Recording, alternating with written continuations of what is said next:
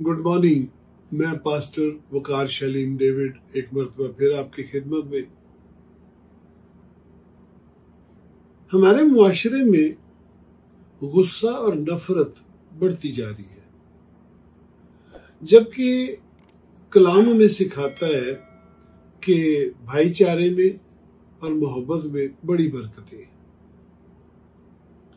लिखा कि ये उस तेल की मानिद है जो हारून के सर पर लगाया गया और वो बहता हुआ उसकी दाढ़ी पर आ गया और फिर उसके पैरहन के दामन तक पहुंचा। भाईचारा जो है ये खुदा की मोहब्बत का अक्स है। मिलजुल कर रहना, मिलजुल कर उसी वक्त रहा जाता है जब हम एक दूसरे की बर्दाश्त करते हैं, जब हम दूसरों के लिए अपने दिल को खुला करते हैं, हम अपने हकूक से कुछ दस्तबरदार होते हैं और दूसरे को थोड़ी ज्यादा स्पेस देते हैं कि वो फ्लरिश हो। मैंने कई दफा देखा है कि लोग दूसरों के लिए दुआ करते हैं कि खुदावंद उनकी गरीबी दूर हो जाए, उनकी सेहत ठीक हो जाए, उनके हालात बेहतर हो जाए, और जब उनकी दुआ सुन ली जाती है और उनके हालात बेहतर हो जाते हैं तो फिर वो जलना शुरू हो जाते हैं और वो सोचते हैं कि ये बंदा ठीक कैसे हो गया, इसकी सेहत कैसे ठीक होगी, इसके पास पैसे कहां से आ गए, वो तो आपकी दुआओं के नतीजे में आए। अब जब आ गए हैं तो अब जलना शुरू हो गए और यहां पर भाईचारा जो है वो खत्म हो जाता है। जब हम अपने दोस्तों से, अपने अजीजों से, अपने बहन भाइयों से, अपने पड़ोसी से जलते हैं तो मोहब्बत हमसे रुखसत हो जाती है, उम्मीद हमसे जाती रहती है, हम मायूसी की तरफ जाते हैं, हम डिप्रेशन की तरफ जाते हैं। लेकिन अगर हम मिलकर रहते हैं तो लिखा है ये उस तेल की मानिद है जो हारून के सर पर लगाया गया। चर्च हिस्ट्री हमें बताती है, बड़ी जबरदस्त बात बताती है कि हारून काहिन जो था उसको जब मसा किया गया तो वो तो एक कतरे से ही करते थे, क्योंकि तेल बहुत कीमती होता था। ऐसे नहीं कि भी ढेर सारा लगा दिया, नहीं, जस्ट वन ड्रॉप।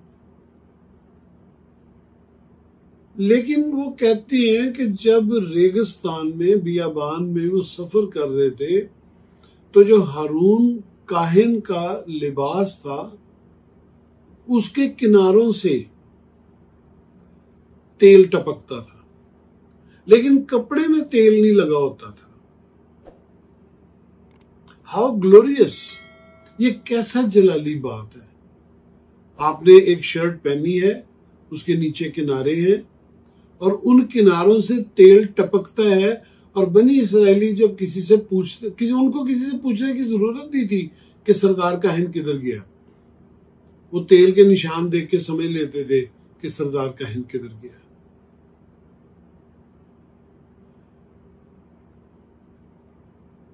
मिलकर रहने, भाईचारे, आपस की मोहब्बत के लिए ये बेहतरीन मिसाल है। इससे बेहतर कोई मिसाल हो नहीं सकती। ये भाईचारा, ये मोहब्बत आपको खुदा की गहरी हुजूरी में ले जाती है, निशान ज़दा हुजूरी में ले जाती है कि वो ऑयल टपकता है और लोगों के लिए एक निशान है। आप भी अगर मोहब्बत करेंगे तो यूहन्ना रसूल की मानद आपसे भी खुदावंद की मोहब्बत मुनक्कस होगी, रिफ्लेक्ट होगी, और इसकी बड़ी बरकतें हैं। इमसाल में देखिए लिखा है कि खुदावंद को उससे नफरत है जो भाइयों में नफाक डालता है। जिन चीजों से खुदावंद को कराहियत है उनमें से एक नफाक है, नफाक डालना, दूसरों में जुदाई पैदा करना, जो दूसरों में अलहदगी पैदा करना। और हम लोग मियां बीवी को लड़वा देते हैं, खाविंद और बीवी को, इसको उसकी बात बताई, उसको उसकी बात बताई, और फिर तलाक होगी, सेपरेशन होगी, और खानदान रुल गया, बच्चे रुल गए, फिर ना कोई इसको पूछने वाला ना उसको पूछने वाला। इसके ऊपर गौर कीजिए, ये कितनी बड़ी मुसीबत है अगर हम मिलकर ना रहे तो एक बहू घर में आती है, कई सूरतों में तो वो रहना नहीं साथ चाहती और कई सूरतों में ससुराल उसको रखना नहीं चाह रहा। लोग अपने दामाद को पूरी तरह कबूल नहीं करते, बेटी दे दी है तो भी नहीं करते। कैसी दुख की बात। रिश्तों में नफाक चलता रहता है और वो एक नस्ल से दूसरी नस्ल, बजाय इसके कि वो मोहब्बत मुंतकिल होती, वो नफरत मुंतकिल होती है, झगड़े मुंतकिल होते, जुदाइयां मुंतकिल होती हैं। लेकिन आप बरकत हासिल करें, मिल के रहें, अपने दिल को खुला करें, दूसरे को स्पेस दें कि वो